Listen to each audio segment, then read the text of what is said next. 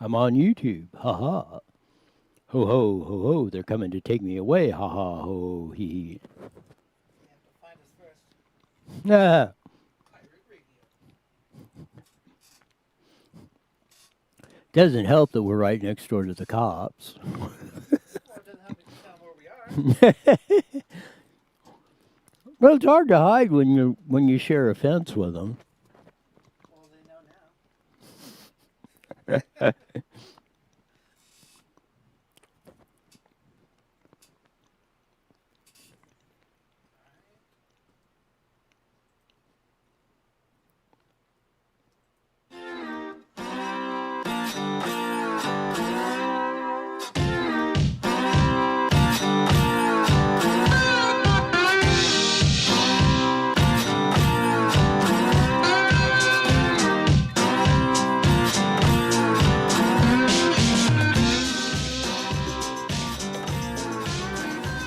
There's that funky slide guitar music that comes in every day live at 5 on Facebook Live and YouTube on Newswire. Lots of fun coming on today on the deal. Just as we thought, everything was going to be hunky dory. We're pulling out this coronavirus so that at least the rioting and stuff has subsided. We're not hearing as much about that. Things were looked brighter days. Then Governor Hairgel. What's really fascinating is he's not coming on, or he's not having press conferences. He only had like one last week, and after a week off, he comes out today Oh, okay. How about and makes a order of now masks are mandatory all across the state of California. Yeah, he can't come on. He's in a meeting. Okay. So we're gonna have Dr. Kelly Victory on at the bottom of the hour. Of that, it is apropos we had her scheduled today because this is this stuff coming on the hot docket of that, and we'll figure this out because I mean that's all we need to do is to backtrack from what we're doing. I mean, people were just starting to get back to normal, or returning, maybe not, but back to the way it was before March, before all this stuff hit on the hit us like a runaway freight train going down the hill, and I don't know, but what's really fascinating is now Governor Hairgel he didn't even have a press conference or have his typical noon hour long talk that he did for 2 months on the deal. He just issued a press release and said, "Oh, masks are mandatory all across the state of California." Now this is very interesting because they never were mandatory. The state never made them mandatory up until today at about noon. So this stuff gets, it just gets curiouser and curiouser and curiouser on that. Steph will be on here in a few minutes, and we'll do a segment on, what's really going on in this whole thing and where the strategy is. Sometimes of the stuff that goes on across the board, you don't know what in tarnation sometimes this stuff is doing, but if you don't pick up the little cues of what we are, and we'll do a very interesting segment on on that here coming up. So we'll see on that, but it's there's one thing I want to get to and have video one queued up here on that.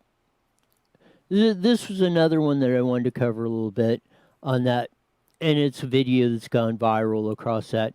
Taco Bell employee was wearing a Black Lives Matters mask. The manager, franchisee, or whatever that was running the deal says you can't have a mask on. They got to be plain mask. We're not political. Da da da da. Well, Here's about a minute video of a back and forth. The aforementioned employee that got fired was in there, and he's having a back and forth in the car, I guess, on the phone or whatever on that. So go ahead and play the video of the Taco Bell employee that walked out after of the Taco Bell after being told he couldn't wear the Black Lives Matter mask. Go. You just fired me because I got a Black Lives Matter on. You just told me I had to go home because I got a You weren't going to take it off. I'm not. I'm not. Because I'm standing up for what's right. I'm not taking it off. Tammy said we could wear whatever mask. No, she did not. She said it had to be plain. You can't bring politics into the building. Bro, I'm not bringing politics in. This is what I'm standing for. Like, how is this considered politics? How is it not, Denzel? I'm not taking it off. Okay, well then there's nothing I can do for you. I'm just doing my job. I'm doing mine too. And I'm standing up for my peoples too. You don't get it. You don't either. No, I do get No, it. you don't. Because if you did, this wouldn't be a problem. It's not that it's a problem with me, Denzel. It's a company thing. Man, I ain't trying to hear that. You let somebody wear something that said something about white people on it? Bro, if that's what they stand for, yes. I'm not against for what you stand for either, but I have to do what the company says. There you go.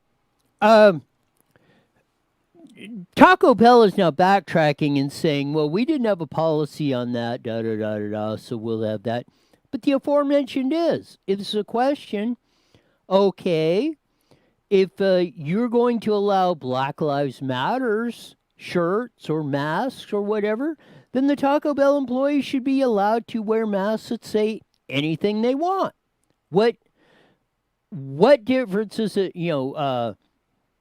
could you imagine if you walked into if you were an employee of Taco Bell and you put on a white power mask? You think you'd get away with that?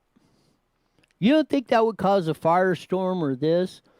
But we're getting so afraid up and down the line of this stuff of that. And it kind of dovetails into what we've been talking about. That's what they're using as the fear of that. Where did this lady who was the manager, franchisee of that, that's what she said the policy was at Taco Bell. There's supposed to be plain masks, no political statements or whatever on there. And she said it's not my decision. Well, Taco Bell's backtracking that or what, so we'll see exactly what it is. So what is their position? You can wear anything, you put whatever, and Black Lives Matters is not a political statement. Give me a break. This whole thing is all about politics and what you're doing in the protesting and all this other stuff and occupying. It's all about politics. So to claim that phrase there is not political, I mean, just is that's incredible to me of what's going on this whole thing. Because, man, I don't know. Put in the comments what you think on this thing, because I just don't. If you're gonna allow one comment on there, then what's to say that you could put anything on there and you could wear a mask that, what if you want to wear a mask that's got a middle finger in it? I mean, where do you stop at this stuff?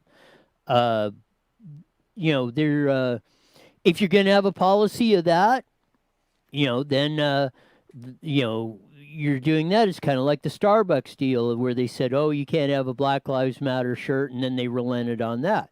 Well, okay, Black Lives Matter shirts are par for the course for Starbucks employees, and what on there is not.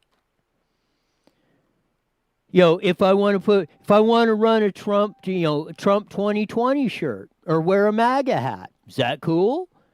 I mean, if I'm a Taco Bell employee, what if I put Trump 2020 Magna on it? Because they're saying that wasn't their policy. So the double talk and double standards around a lot of this stuff is going to be really, really, really interesting, or that. But what I see is the cyberbullying or of that. This is the new bullying on that. Well, you can't block this because I'm going to put this shield up. And we talked about the media manipulation of that, and all the things that are coming up. And when Stephanie joins us, we'll get into a little bit of that. But it's a continuing series that I've had, and the reason I know this because I've been in the meetings with the people, and this is how they talk. This is what they do. This is how you steer people in the direction you want them to go. Whether and the cause could be good, it could be evil, it could be somewhere in between. But when you do these kinds of things on the board, that's what they come up with, and that's how they manipulate you. And they do it in such very subtle ways, and very subliminal. Like if you go way back, and I think it was Coca-Cola or something back in the 50s or so, they would flash those.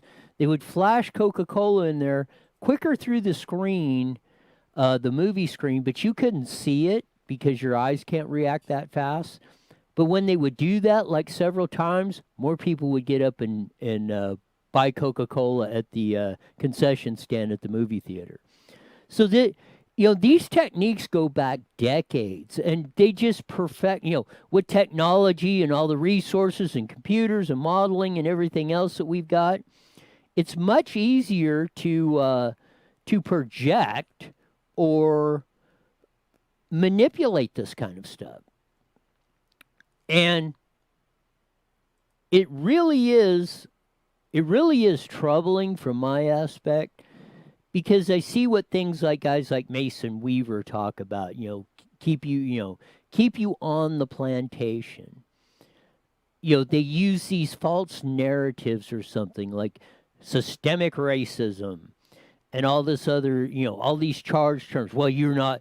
Oh, well, okay, whatever. Whether it's a little bit of racism or a lot, I mean, almost all of us are against that. We don't practice it. But notwithstanding that, and even if there is that justification for destroying other people's property? Is that justification for robbing or looting or assaulting someone else or occupying an area that is not yours?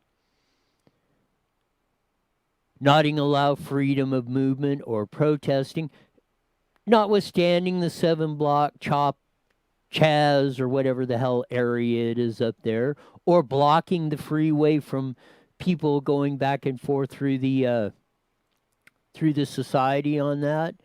So it's really, really, really interesting of what we all call for on that.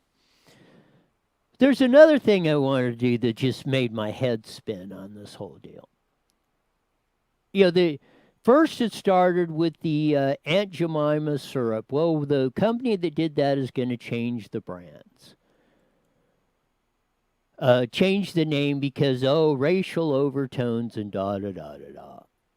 So this is what the domino effect of this stuff is. And this is a story on the Hill. Bring it up. Company behind Mrs. Butterworth now doing complete and brand and packaging reviews. So here is the aforementioned Mrs. Butterworth's deal, so you can see it nice and clear on there.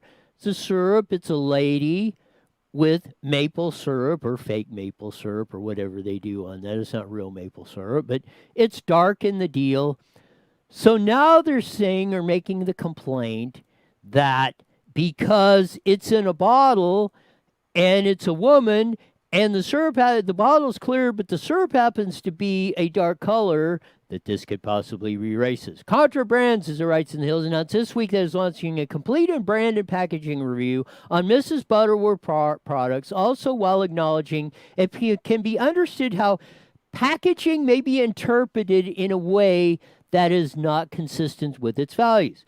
The Mrs. Butterworth brand, including its syrup packaging, is intended to evoke images of a loving grandmother. We stand in solidarity with the Black and brown communities, and we can see that our packaging may be interpreted in a way that is not wholly inconsistent with our values, the company said in a statement Wednesday. I mean, come on. That's what they said. It's a grandmother, syrup. Who doesn't love grandma? Blah, da, da, da, da. There is no racial overtones. And how do you, this is how you hijack a movement. You take something like this and oh, well, because it's in a clear plastic bottle and the syrup's dark, that could be seen as what? Here's the deal. They'll pull the story back up. Yeah, where you had it. No, where you had it there. Because that's what I wanted to go to. You're on point there. In the Hill. People have also reportedly accused the brand of adopting a racist imagery with the design of the bottle, which is made into the shape of Mrs. Butterworth, that has been likened to an anti-black mammy caricature. I mean, really. They said it's a grandma. We made a kindly grandma looking like grandmas all across the United States world. The whole thing, yeah, it's got dark syrup in it in a clear bottle, so yeah, it's going to look on the darker side of things. But we're hijacking the whole. What we're doing and what they're doing is they're making everyone afraid here of doing anything. Oh, well, we can cyberbully you. Not that the point of this makes any difference, but this is how they make companies afraid. They make them move. They make them shuck. They make them jive. Well, we don't like this. So now this. And this is a very important video that's coming up because it's going to start up in the Chaz, Chop, or whatever area up there in Seattle of what they're going through. And it's an interesting technique because it's going to show you how, what, and why a microcosm of this. And then we're going to back it up with a doctorate, a PhD who did a study on this exact thing and is showing you how the manipulation starts. And I hope everybody heeds the knowledge and of this and gets the underlying overtones, because you'll see in there, and it's one thing that they say a lot. It's called hiding in plain sight. They throw something in there in that, but they disguise it or wrap it around in such a pretty packaging, you know what it is. So we're going to roll the video. This is Steph and me on that, on the Chaz area. $10 deal coming your way. Very interesting story came out of Seattle. This is a Chad, Chop, Suey, or whatever the heck's going on up there. Suey. Of the I don't like a dish. of the enchilada, what's going on, of all the stuff going on. But one of the more bizarre things that came out on there is this little video, and well, maybe some of you will. I'm curious to see what your reaction is to this, because they have a new proposal in the Chad, Chop, whatever area that's going on in there, and it would have been in further times. This would have been like shocking, surprising. In today's bizarro world, it's like a par for the normal cars. No, it still shocks me. So. No, I guess you're just kind of getting used to this kind of stuff. So this is not normal. This is not how society... No, this is the new normal. No, screw that. There's no normal to any of this. This is the new temporary. It needs to leave. Of that. So we're going to run this little about a 2-minute or about a minute video of on what's going on in Seattle going forth on that. So crazy. Let's let her rip. Okay. I want you to find by the time you leave this autonomous zone, I want you to give $10 to one African American person from this autonomous zone.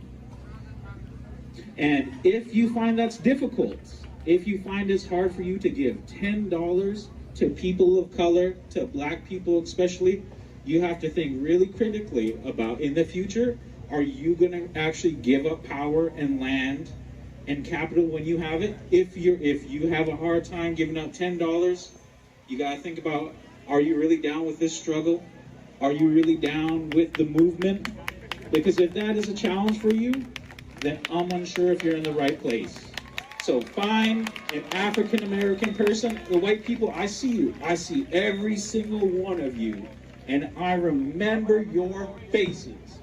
You find that African American person and you give them $10. Cash App, Venmo, $10 in your pocket. That's my challenge to you. Do it. So, Stephanie, what's your first reaction to that? To me, if I was an African American, I would be extremely insulted because now you're saying now they need money. Why do they need money now? Because they're black. So now you need $10. And then for the white people, all the white people in that audience, how awkward and obligated did they feel to give money? That's automatically going to put anger into them. And what is that anger going to go towards? To me, it would go towards an African American, not me personally, but in general, in that crowd. Like you're just pissing people off, ramping people up for no reason. Go and give them a freaking hug and say, hey, you know what? I got your back. I don't discriminate. I don't see you as a black person. I'm going to treat you just like I treat everybody else. Don't give them freaking money. What the hell, right? I think a hug and respect would go way further, and that's what they should be asking for, not a handout and money. I agree with that. That's what I talk about. I've said it many times, one of the Royisms 101. If we all, if we put aside all of this Royisms. stuff, what shade of brown your skin tone is, right, left, Democrat, Republican, Green Party, horn out of your head. We all sit down as people at a table. We leave all that aside. I find we have much more in common than we have differences. And when we start from that common ground, then our differences become much easier to solve or live with or tolerate because we don't want a monolithic society where everybody agrees and does. We don't want as much as I like Roy, we don't want 12 billion inhabiting the earth of clones of Roy. That would be a very boring place. Horrible. Yes. I mean, that would be, yeah. But this is what I took in you kind of segued into it, and this is what I took up. Because if you listen real closely to that, he said, well, yeah, if you will not give up the $10 today, and this is the key point, will you not give up power, land, and capital in the future? Okay, break that down. This is what I and a few others have been saying for a long time. This is not about race. This is not about whether the police are brutal or not. It's about whether Donald Trump is a great president or not a great president, or Biden would be better, or da-da-da-da-da-da-da. This is about, and I'm going to say it. Oh, no.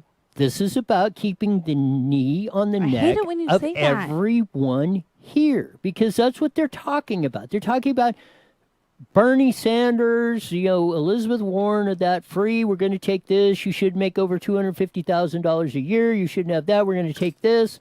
Blah, blah, blah, blah, blah. That's all that. We went through the effects of the brain on poverty and how they this is how they manipulate you. And this is what it starts with, okay, you take $10 out of your wallet and give you. I don't even have $10 in my wallet to give to anybody. The vast majority of the people, let's say prior to all the stuff going on, but I mean, to take the overall greater population of Seattle, the vast majority of the population could take $10 out of their wallet and give it to somebody, and it would not affect their lives. They would not be going broke. They could not make the car payment and all this other stuff. But that's where it starts. See, they're setting you up. Oh, if you don't give $10 and I'm going to remember all your faces. That's like a freaking threat right there. Well, yes, because it says if you won't give $10 now, you will not give up your power, land, and capital in the future. And that's what this is all about. Right. They want to, the forces, and I'm not probably talking about the person that said this. They're probably not in the part of this deal of where all this is going. They're just like a piece on the chessboard of how this game is played. Mm-hmm. They need people like that to go out there and set this up. to organize, community Right. organizing. Barack Obama was a community organizer. He talked about it a lot. That's what community organizing is, about. When Which you would be a great thing if they were freaking positive and brought a community together. but that's what like what we said, without manipulating the brain and all that. They put that, the Mott and the Bailey. They put out their community organizing. We're going to have peace and prosperity and everybody's good. The flip side of this is it's not. That's not the intention. That's what they're telling you, because they know they can go to that. Well, if you disagree with what we're doing, if you're disagreeing with giving $10 to somebody else, then you're a racist. Right. And that's what they're trying to do. But in order to get you to give up your power, your land, your capital, they start with that. And then whenever they go back to that, they start with that. But the intention is to strip you of your life, liberty, and pursuit of happiness. And of $10. And it starts So with the stupid. $10. It's dumb. I want to see if anybody else would be insulted by that. Any race. I mean, that's just, I don't know. To make that comment. And you know what? Out of all of this, where's the Italians at? Like, we get no credit. What is going on with that? But pizza and spaghetti. I mean, I guess it's good that we're out of. I don't know. What the hell is wrong with the world today? 20.5, July 1st. Or June. No. Yeah, July 1st. Yes, we're pressing the reset. Reset. And everybody's just going to be freaking happy. We gotta get our little community organizers and push that. Media Manipulation of the Masses and How Media Psychology Manipulates by Dr. Samuel Lopez de Victoria, PhD. As we're doing this, even though I have worked in academia for years and have enjoyed the benefits of helping learning minds expand their horizons, I have one gnawing concern. Learning institutions typically help students, at best, to make a living, but they fail miserably at teaching how to live life.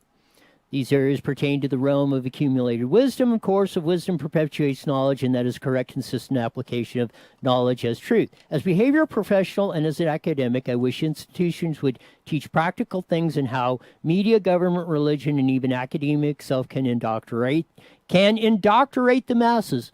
For this purpose, I will focus on the media and a little on academia. And this works in the same situation that they were talking about there. As I can very much remember talking to journalism students and pursuing their textbooks, I've noticed emphasis on objective and balanced reporting. I always laugh. Having been a student who always used quantitative methods of research, I knew very well how every bit of research made by any human being is always tainted at some level with some bias. We know some will have a cow, but at this, even quantum physicists tell us the same. In the media, even a well-intentioned journalist is affecting the message in some form. And this is what we're talking about. There you're seeing that nobody, you say, oh, well, there's no bias. Everybody has a bias of some kind. Right. There is no way you're going to take that out of the context of what you're talking about. And this is this. So further, I've endeavored to share some of the tactics of psychological manipulation on mass thinking. Most reading this will easily recognize these. I don't claim to provide an exhaustive list. Guilt by association.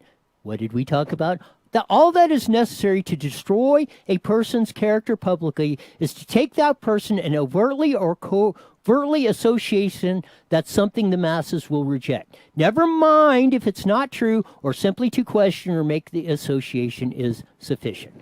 So, racism, bad. Yo, we got to wipe that out. Oh, if you don't give $10 to the black person, you're a racist. That's exactly what Dr. Samuel is talking about.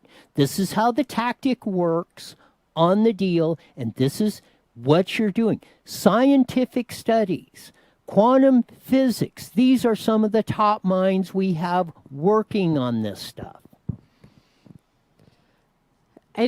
What world are we living in? This is insane to me. I love our show because we bring out all this kind of stuff, but then at the same time, it's terrifying because half the time I think you're just like in La La Land kind of saying stuff, and then you have the proof, and then it's like, How did I not see that before? It's scary. One example that comes to mind is very clever that twist I saw by a famous newspaper. At one time, a political leader greatly disliked by the editors of the newspaper was portrayed in a very interesting way. They put an article and his photo strategically in very close proximity to a picture of a circus clown that was part of some other story. I thought to myself, now that tactic wins a prize. It was very subtle and very subconscious in approach. The ultimate message was, this person is a clown, therefore laugh at him and consider non-credible like you would with a clown. Now, does that seem to be the way a lot of the media portray the president, Donald Trump? Mr. Orange. But you wouldn't see that though. But you would. Oh wow. This is what you see, and you make the point. You think, okay, you first hear someone like Roy or some of our guys. You're just insane. You think, yeah, we're out here, and what the hell are they talking about? Right. But the reason we're talking about this because we have heard this from exactly the same people that are telling this, and we've seen, and we've been there, and we've seen in the meetings how they do this. This has been going on for a while now? Since human history. Shut up. The Mott and the Bailey is back in the 1500s, and it went on before there. Shut up. They're just perfecting it. Oh, crap. All right. Well, media. I mean, you can do a lot with media. Now that's where it's like in the 1500s they didn't have TV, social media, and all this. You had a poster. Yeah. Now it can spread like wildfire. Right. At the click of a. And then people like that photo, that image I sent you today. It changed 3 times in the photo. Did I tell you the most dangerous thing we have is this 3x5 machine? I don't think you mentioned it. I wonder why it's cracked and broke. 30 seconds. So you treat that damn thing. But you take that and you run that down to your world. And editing skills on people these days are on point. That's scary. It's a terrifying world. We need change. It is. And it's getting, and that's why I say the acceleration because of the technology and all the stuff we have and how fast this stuff, you're seeing how fast things can change now. It isn't. All right, guys, here we go. 10 seconds. Retreated up to the Mott, Go to KMET1490am.com and download your free phone app today. IE Newswire Daily is on the air. The following is a paid program. Views and claims expressed are those of the program producer and are not endorsed by this station. Opinions expressed are not necessarily those of radio station KMET, its management, employees, or affiliates.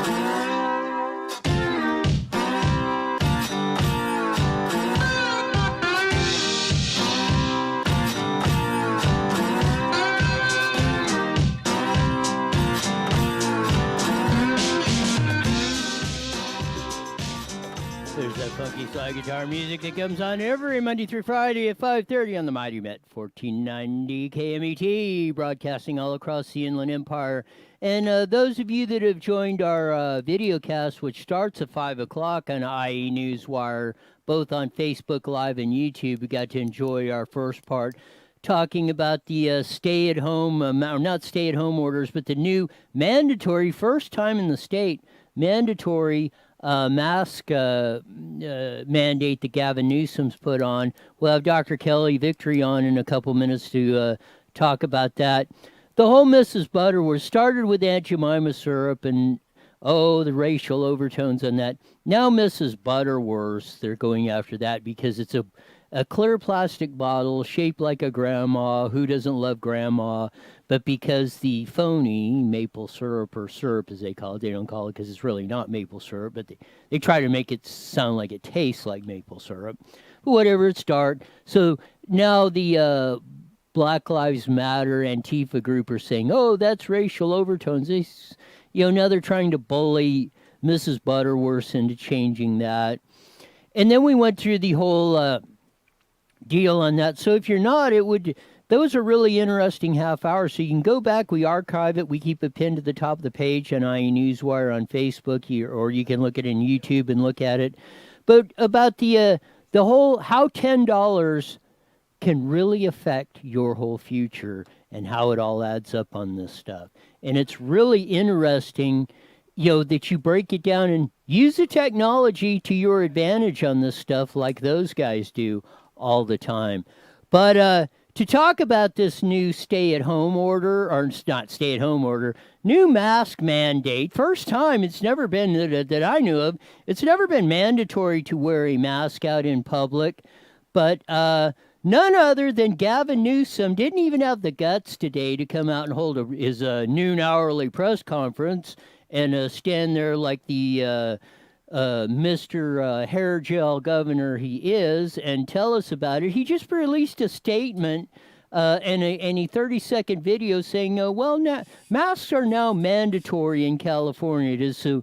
To tell us the consequences, break this down, and to see if this is a good idea or not, and I can guess how it's going to go in this conversation, we're going to bring in Dr. Kelly Victory. She's a trauma surgeon, consultant to major corporations on a disaster preparedness, all around very knowledgeable, and has been pinpointing this whole coronavirus thing right to the get-go. So welcome to IE Newswire Daily with Roy Kelly, Dr. Kelly Victory. Hey, Roy. Great to be back with you guys. Yeah, I was just as shocked as you were to see this new mandate come out by none other than Gavin Newsom this morning. And I find it obviously just absolutely patently absurd. The thing read, if you actually read the entirety of the thing, it says that you need to wear a mask in all high-risk situations. And then it goes on to define that as any time people are interacting with anyone else, which is ridiculous. I mean, those clearly are not all high-risk situations.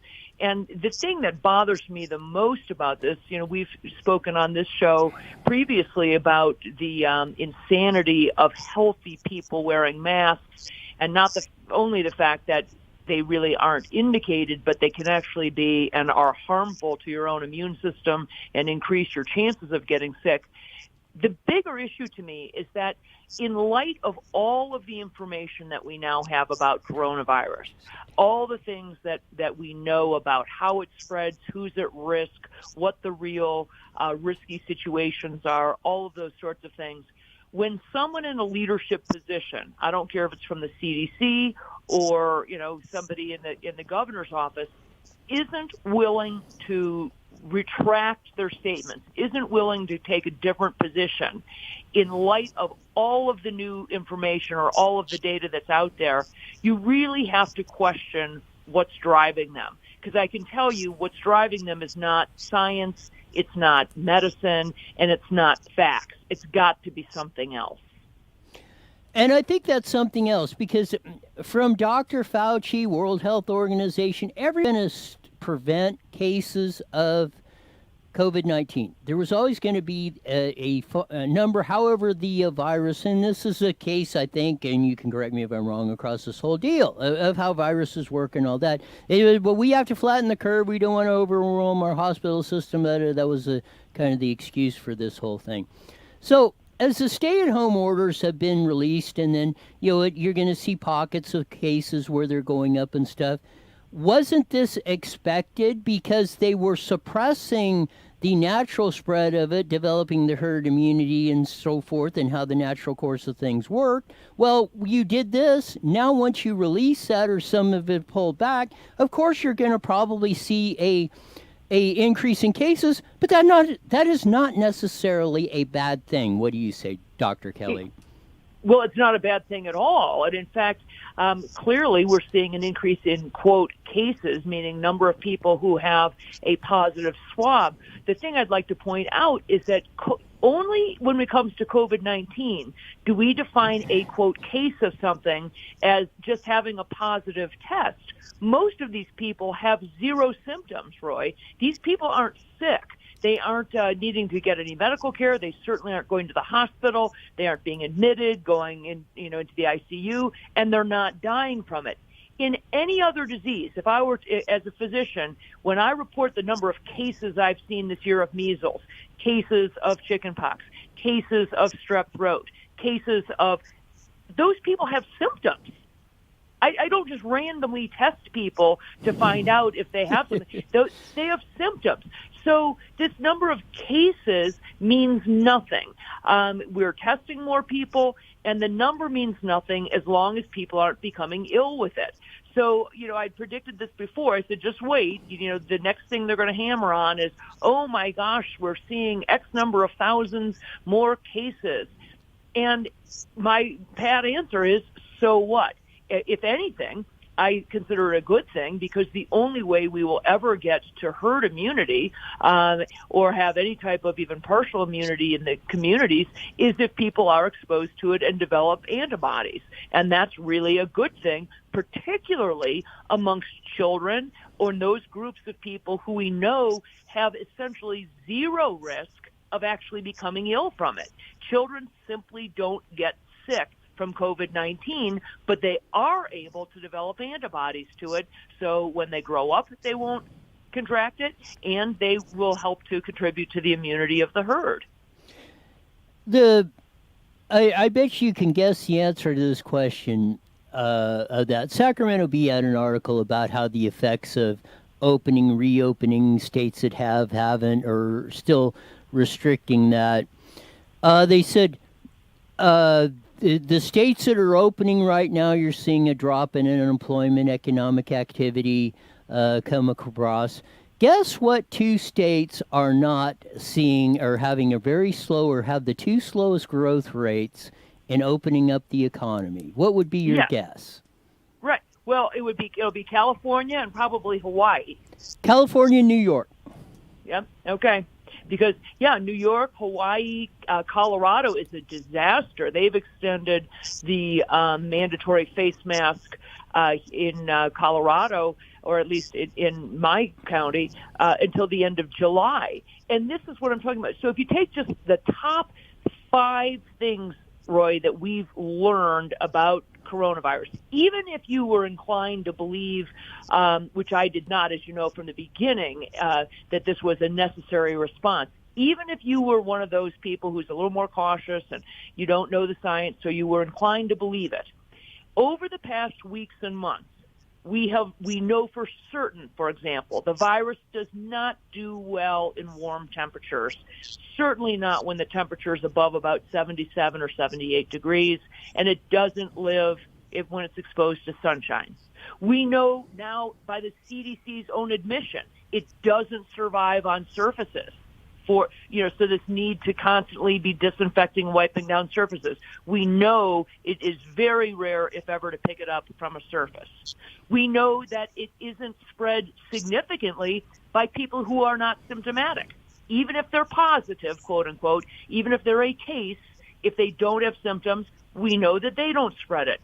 We know now that children don't spread it, even if they have the virus in their nose and mouth, that they have on average about 25% in total of the virus compared to adults, so they don't spread it. And we also know that you need significant, like 10 minutes of face-to-face contact with someone, not just sort of casual passing. So despite all of that knowledge, for governors or the CDC to go out and double down and say, no, we're going to keep things closed or have a mandatory face masks in public places, continued social distancing, what it means to me is that this doesn't have anything to do with the science. This doesn't have anything to do with data. This is a predetermined position on their part that this is a different agenda. Somebody has to have a different goal in mind, because when you fail to change your guidelines based on the things you're learning, that's not science. Exactly. I mean, this whole thing that's going on, I mean, it just, it makes my head spin on this. The justification of, just as we think, or we're starting maybe to see a little light at the end of the tunnel, then, like I say, Governor Hairgel pulls this off. And why I say that, because I call them the Siamese twins governor, Andrew Cuomo and Newsom. Because they're the ones that have, their policies and everything, they've done practically everything wrong, or the worst case scenario policy they could have done in each state they're doing. And this is what a lot of people have brought up, and I think we have both too, of the yo-yo cycle. Every time there's 3 new coronavirus cases, Are we going to just shut down everything, or we're going to start doing this and that? We're going to be in a perpetual state of panic from the vast majority of the people if they keep this stuff up. Well, that's exactly right. And the problem, Roy, is that little bits of data get reported by whether it's Cuomo or Newsom or whatever talking head is on the news, and people hear it, and because they hear it reported in a panicked voice, or as if it's going to, oh my gosh, 14,000 new cases of coronavirus today across the country, and they hear that as, they don't know what to do with it, but they assume, oh my gosh, that must be a bad thing, and they quickly run to their Facebook page and they post that. Likewise, I just heard today probably from 4 different news sources that Florida is in deep trouble because the average hospital census in Florida is over 75%. They're at 75% capacity, don't you know? And everyone's running around with their hair on fire. Let me explain to your listeners, Roy, the goal. Talk to a hospital administrator. Yeah. We want to keep the hospitals. Our sweet spot is at about 85% capacity is where we want to be. Less than that, and the hospital's in trouble. So a hospital that's at 75% capacity is in trouble, not because they're too full, because they're too empty. I mean, people don't, but the talking heads and the news media, they don't know, so they report it as if, they're running around like the chickens with their heads cut off, as if, oh my gosh, what are we going to do? There's only 25% capacity left. I'm saying, I hope to heck those hospitals fill up before they go belly up from lack of revenue. Exactly. If you had a 300-unit motel and you only had 30 people occupying those rooms, you would be in deep trouble, and so is the hospital. They didn't build those hospital beds to sit there and sit empty. They are there to be occupied to take care of the sick, and it's rightly so. But a hospital is not going to build 16 times the capacity they need to do that, because for one thing, we couldn't afford the healthcare costs if they did that. Precisely. So you're exactly right, Roy. You don't build a hospital in order for the worst case scenario, for right. surge. You build it with the idea that you're hoping your ICU will stay somewhere around 80-85% occupied. That allows you for some surge. You know that you've got other hospitals in the area. Sometimes hospitals go on what we call bypass, meaning, we're out of critical care beds, so we can't take them here at, St. Elsewhere, but they'll have to go down the street to this other hospital. That happens all the time, independent of COVID. You are exactly right. You can't build a hospital just in case we end up with, a surge of 100 new patients. You couldn't sustain it that way. And it's not as if hospital executives and hospital administrators know this stuff. They're not panicked. The hospital administrators aren't panicked. You don't see them being interviewed on the news. It's Dr. Fauci and the CDC and governors whose hair is on fire. You don't hear a hospital CEO saying, oh my gosh, send help, we're at 75% capacity. It's precisely right, because I caught a little bit of the Orange County health update with Michelle Steele, who's the chair of that, and Dr. Chow, I think his name is the new health official, and he said they were going through the same thing. They said we're like at 70% capacity. We have no problem. And that's taking, I think they said 29 patients that they took in from Imperial Valley that had a surge on this or whatever, So they're not even from Orange County that they're taking. And it's showing the example of just what you're stating. Yeah, if there's a problem down in Imperial County, like we did, well, we shipped them off to Riverside, San Bernardino, Orange County and took care of it. No problem. There is no need to be running around here like the 1918 Spanish flu is upon us. Exactly. And let me say, from my perspective, the reason these guys, and when I say these guys, I mean people like Gavin Newsom, are doubling down on the mask issue and on social distancing and all of, continuing to sort of fan the flames of fear, is because their biggest fear, the thing they are terrified about, Roy, is that they are going to loosen things up. They're going to say, okay, we can get rid of the masks. You can open up bars and restaurants. You can go back to the community swimming pool and go back to the hair salon. They're terrified that they're going to do that, and we're not going to all become ill and have to rush to the hospital. And what's going to happen then is the average person is going to start to put it together and say, wait a minute, we just got rid of all the social distancing and masks and all the things we've been forced to do, and everybody didn't get sick. Maybe this wasn't necessary in the first place. So in order to avoid that, because that would be, they'd be in a heap of trouble. They'd be really called on the carpet for that. Instead, they're going to say, we must continue this, because that way then they just say at the end of the day, when it all finally peters out, as we know it will, they just pat themselves on the back and say, see, thank God we did this. Thank goodness I extended the face mask mandate, until the December or Thanksgiving or whatever it's going to be, because otherwise, X, Y, or Z would have happened. They know darn well now at this point that what they are recommending, it isn't keeping with the science and isn't indicated. Yeah, we're all going to find out what the end game was in this whole thing, which I don't think we're going to like the results of this. But as we did in the previous half hour and stuff, and we did a lot on this show, and we showed the manipulation of this. A couple days ago, there was a study out of how poverty affects the brain, and how this is, and I've said this, and how the media manipulates you and all this, and it's actually in today's world now you can show this kind of stuff or actually get the information out. I mean, you talk about, like you said, they run out and post all this bad information on Facebook and everything out, but hopefully in all this stuff, with voices like yours, I'm hoping that in the end of this, that the truth will actually come out and we'll see this, and maybe all the other stuff that's going on is happening for a purpose. It's really kickstarting this stuff, and I think we're going to have a showdown here on this, maybe in this election cycle coming up when the political silly season starts, on how all this goes, because we cannot sustain the economic viability, the quality of life we have enjoyed for many decades in the United States running these yo-yo cycles on this. We will crash practically everything.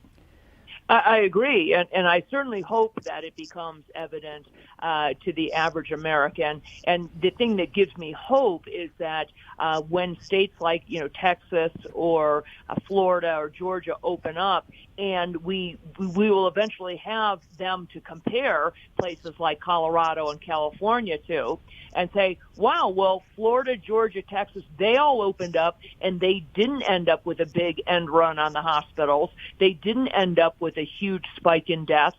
They didn't end up, with all these bad things. And instead, they're looking economically a whole heck of a lot better than we are, California. And I hope that people really will turn to those people in leadership positions like Eric Garcetti or like Gavin Newsom and say, what say you? How do you explain this? And how do you defend what you did, given that other states took a very, very different approach to this once all of these data points were known and once all of these facts were known about the virus? You kept us locked up. Other states didn't. And how do you account for the fact that that they're doing a whole lot better than we are now? And wait for an answer. Yeah, and not wait for, demand an answer to this. Yeah. So what is really going on? Because, I mean, I've been following Orange County a lot on that, and, they've been kind of taking the lead in the anti-Gavin Newsom stuff, and they said, well, the order is so, the order supersedes our order and we're looking at it on that. And I remember the Sheriff Don Barnes on the last go around said, well, we're not enforcing this anyway. So I'm curious to see how this all works, but we got a couple minutes left, so I'd like you to wrap it up and tell, or explain any way you want, but give people some positive hope and tell them what they should be, what they should be concerned about, and probably more importantly, what they should not be concerned about of what they're hearing here lately. Yeah, well, I think, number one, I think you do not need to be worrying about this so-called second spike. That, I think, is really, it's a made-up way of trying to prove that these lockdowns and mandates were necessary. You will see an increase in the number of, quote, cases, but as I've said, Roy, a case is defined as simply somebody who has a positive test. Most of those people have no symptoms, will never have symptoms, and will never become ill with the virus. We know that 85% of people have no symptoms at all. You have to follow whatever rules are put in place so that you can get into the grocery store or go, to the local Walmart or Costco. But other than that, I would wear a mask as little as possible unless you are somebody who is in a high-risk category. And by that, I mean not just your age. There are lots of 80 or 90-year-olds who don't need to be wearing a mask because they're otherwise healthy. It's your overall health and wellness that really makes you at risk. So the things we worry about, again, are diabetes, obesity, heart disease, and things like asthma and emphysema. But otherwise, normal, healthy people should not be wearing masks. And frankly, as far as I'm concerned, normal, healthy people should not be avoiding social outings. I've been having dinner parties and being social with friends and family from the beginning of this, and I would encourage others to do the same unless, as I said, they are in one of these high-risk categories or unless somebody actually has symptoms of COVID. They are positive and they actually have symptoms, meaning those things like fever and sore throat and cough. Otherwise, it's time for people to get back to normal. You don't need a new normal as far as I'm concerned. The old normal was just fine, and we need to get back to it. Dr. Kelly, thanks for bringing a little sanity into an ever-increasingly insane world we have going on here. We'll do it again next week. I'd love it. You got it. Thanks. Bye-bye. There you go. I mean, and I kind of mean that. I mean, like this whole deal today that come up, and it was kind of rumored a little bit yesterday that Newsom was going to come up with this mandatory mask deal, and it's like what we had on that. Even in that, and even though the California's been holding back in New York and stuff and that, and we're on that, but, it was looking like, other counties were opening up. Even L.A. was kind of even making a little strides of doing that, which they've been in lockdown severely on this stuff. And, we were looking, like I said, we were seeing that little light at the end of the tunnel. And then, like today, it's like, man, the tunnel just caved in again. I mean, we're back to the insanity of things that are going on. So I hope that this will focus people in on what we should really be doing or paying attention to and not allowing them to do this because, man, if we just keep going on this yo-yo cycle up and down and every time and, we're opening up, we're taking this restriction off, we're putting this one on, da-da-da-da.